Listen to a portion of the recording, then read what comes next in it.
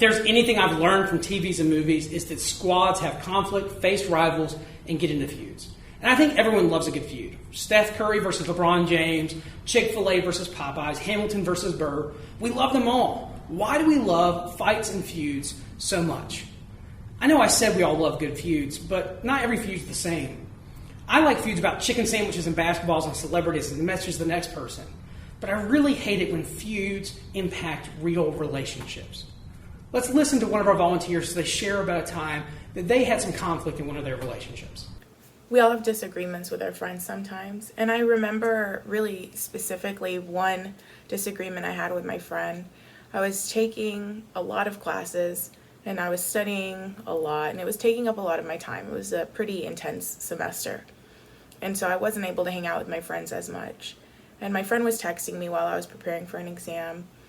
And she asked if we could hang out. And I said, I can't hang out. I'm really trying to get ready for this exam. It's a big one.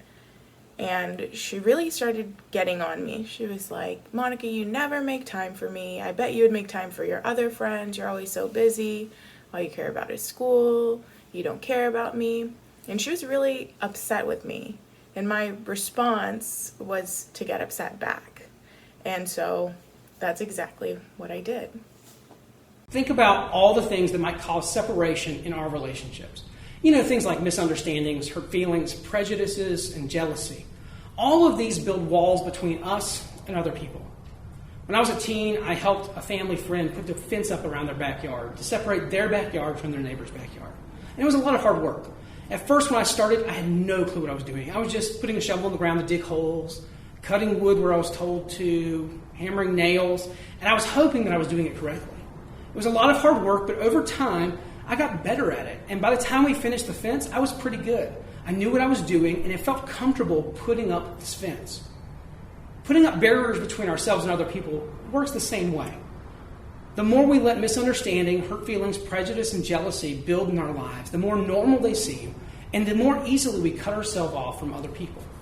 There are so many reasons why a wall of resentment might build up in your relationships.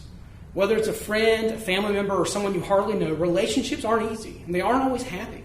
We fight, compare, compete, and sometimes we even stop talking.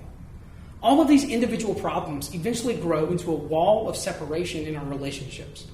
When we don't deal with them, they can result in a relationship that seems so broken, it's impossible to put back together. This is a problem that many of us face today, but it's not new. It was also a problem for the early followers of Jesus. We're going to pick up where we left off last week in a book of the Bible called Ephesians. Let's recap first where we were. Paul was one of the leaders in the early church. Remember, the church is not a building or an event. It's meant to be God's family, a community of people who are trying to follow Jesus, a place where you can grow and belong. In the early days of the church, long before things like social media, the best way to get the word out was by sending a letter.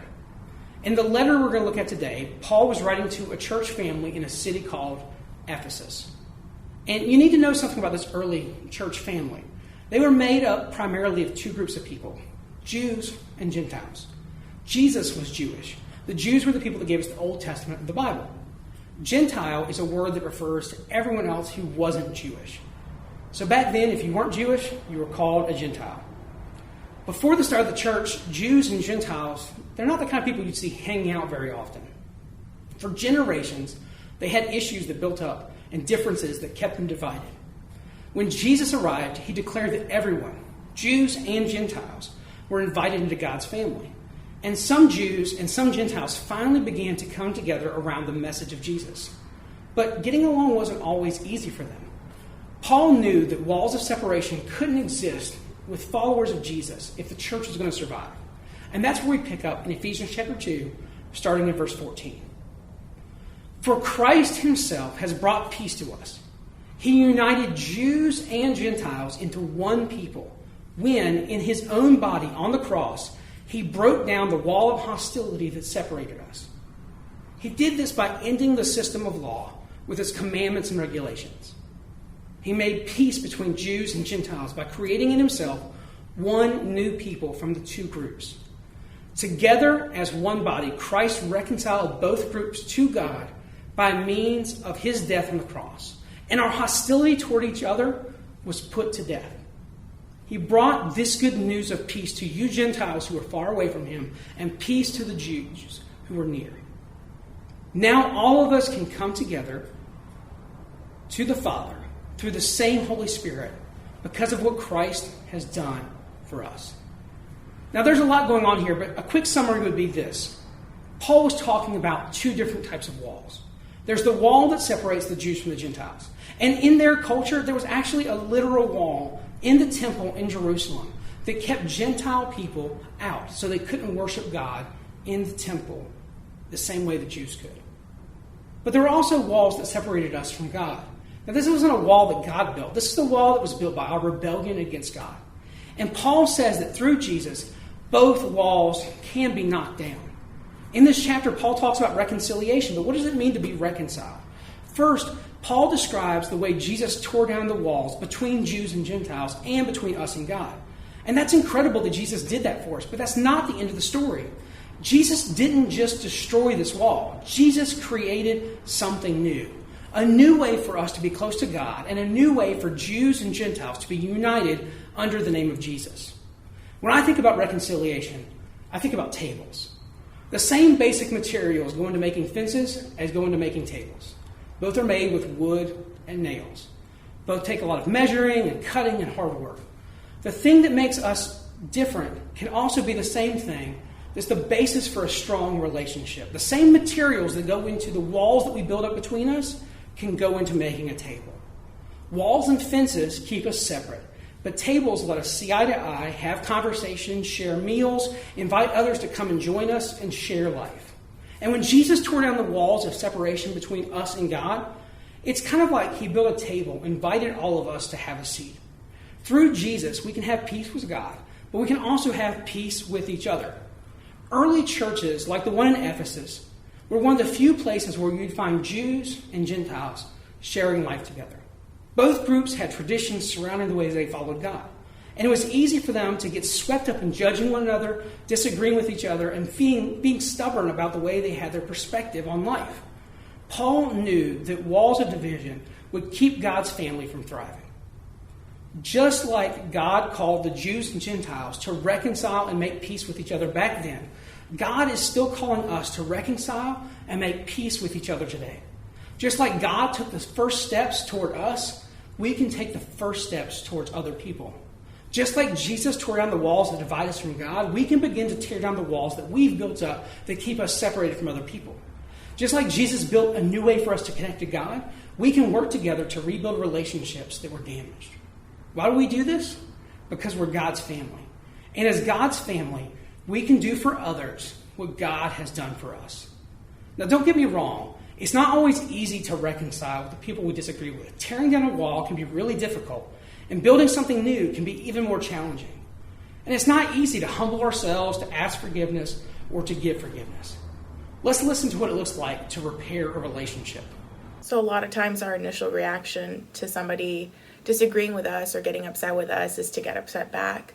And that is what I did. So the first thing that happened when my friend got on me was I kind of got upset. I didn't want to text her back. I got distracted from my work. And eventually I thought, okay, I just need to tell her how I'm feeling. And so I told her, hey, this is really important to me. And I'm sorry that I've made you feel that way, but I have an exam tomorrow, and the only thing that I could think of to resolve this is planning something ahead of time. It's just not easy for me anymore to hang out whenever I want. I have a lot of other commitments. My friend took a while to respond, and she responded back that she understood and that let's grab lunch or something next week, and that's exactly what we did. So it ended up working out. Super important that I communicated to my friend how I was feeling instead of just freaking out on her. Because of Jesus' death and resurrection, we can be reconciled with God and with others. Jesus modeled this for us, and Paul teaches us that we can do for others what God has done for us. This week, I want to challenge you to start tearing down a wall and building a new table. Maybe the wall that you need to tear down is the one between you and God. Jesus has already made a way for you to come back. What obstacles do you need to remove from your life in order to be reconciled with God? Maybe the wall you need to tear down is between you and someone else. Just like Jesus made the first move in reconciliation toward you and me, Maybe there's someone in your life who needs you to make the first move. This week, this is what you need to do. Humble yourself, ask for forgiveness, and give forgiveness. Also, we've been going over this table talk challenge for a while now. And I really want you to utilize this tool as a way to start conversations, to meet people who are different than you, and to begin to break down some of those barriers that divide us. When we start to sit down across the table from each other, either in face-to-face conversations or virtually, it allows us to see people for who they really are. People created in God's image, who deserve love and dignity and respect, that we can have conversations with, and that we can invite to the table.